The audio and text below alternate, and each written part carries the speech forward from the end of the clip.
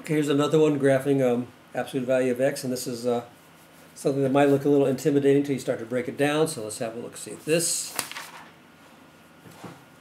And what we'll do first is notice that we want the x in front. Remember to look at your general form. So we want to get the x in the front. So I'll flip these around. So I just use the commutative property 5 times, and I'll put the negative 1/2 x in front and the positive 1/3. So you got to carry the correct sign to the right, minus 3. And remember, we want a 1 in front, so we want to factor out the negative 1/2. So I got to get a 1/2 out of here.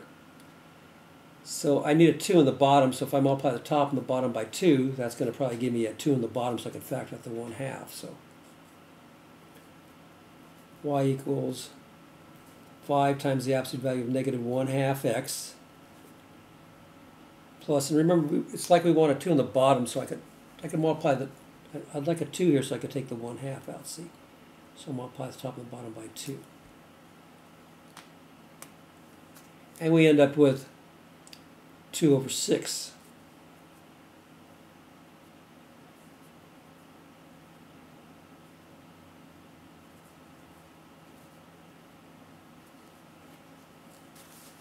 So these are fractions. I know you guys all love fractions. So now we're going to factor out the negative 1/2. So y equals 5 times the absolute value. So I'll take the negative 1/2 out. And I've got a parentheses. And negative 1/2 goes into negative 1/2 1. So I just have 1x. A negative out of a positive becomes a negative.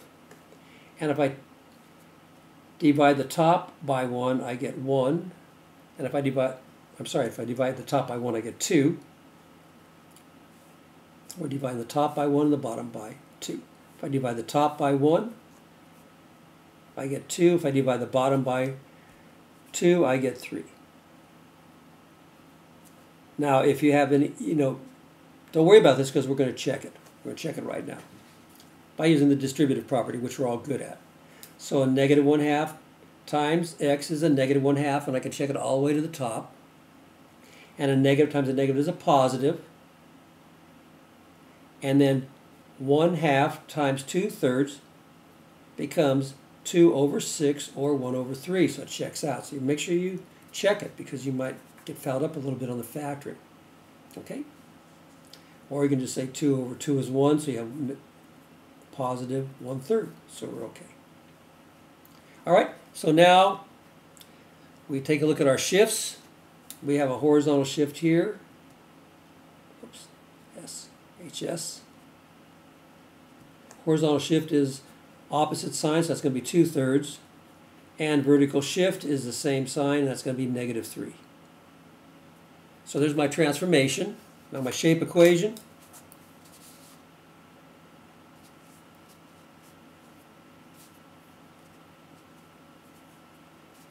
And my shape equation over here is going to be y equals 5. Just take out the shift, and it's just 5 times the absolute value of negative 1/2 x. Oops, there you go. Excuse me. So just take out the shift, and that's it. 5 times the absolute value of negative 1/2 x. All right? Then we just put x and y, and good old negative 1, 0, 1. Same points all the time. And then if I put negative 1 here, a negative times a negative is a positive. So 1/2 times 1 is 1/2, and 5 times 1/2 is 5/2. And remember, this will always be positive, so whatever the sign out in front is what it's going to be. So it's going to be positive. There's 0. And the same thing, if I put 1 in here, that's going to be negative 1/2, but the absolute value of negative 1/2 is 1/2 times 5 is 5/2. So there's your shape equation. That tells you how you're going to move from the new 0. This is my new 0. All right, let's get our trusty graph paper out.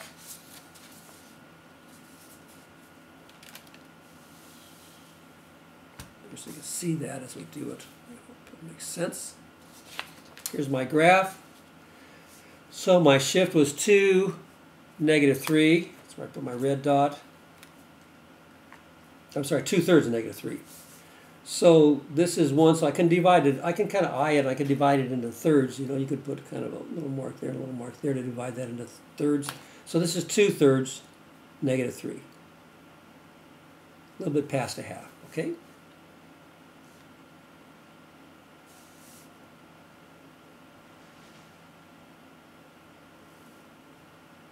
All right. So 2/3, negative 3, and then I'm going to go 1 to the left, up 5 halves. So that's 2 1/2. So I'm going to go 1 to the left. So instead of it being 2/3, it will be negative 1/3. And I'm going to go up 2 1/2. 1, 2, because 5 halves is 2 1/2. 2 1/2 right there. And then I'll go to the right one, up 2 1/2. So this is going to go from 2/3 to 1 2/3, and I'll go up 1 right there. So you can kind of put them in the box pretty good. That's a pretty good estimate. You can zoom in on that if you want. So this is from 2/3 to 1 2/3. 2/3 add 1, 1 2/3. And then up 1 2 1/2. All right, and then you just connect those, get your just a straight edge out.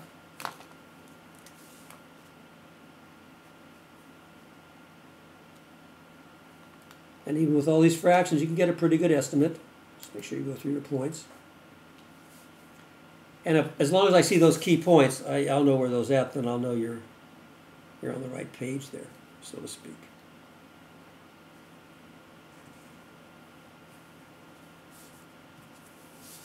There you go. I mean, you can find some even points if you want. I mean, you can work it out so you can get some even points. Eventually, you'll get an even point somewhere, I think. Well, maybe not with all these fractions, but there you go.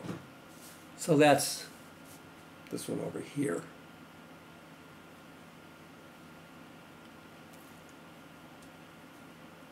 So bring it down a little bit. There's your graph. So there's the solution. There's your graph. Okay? So if that makes sense. And that pretty much covers, I think, the most sophisticated problems we're going to see with the absolute value. Unless we have decimals, and that's just extensions of fractions. So hope those help.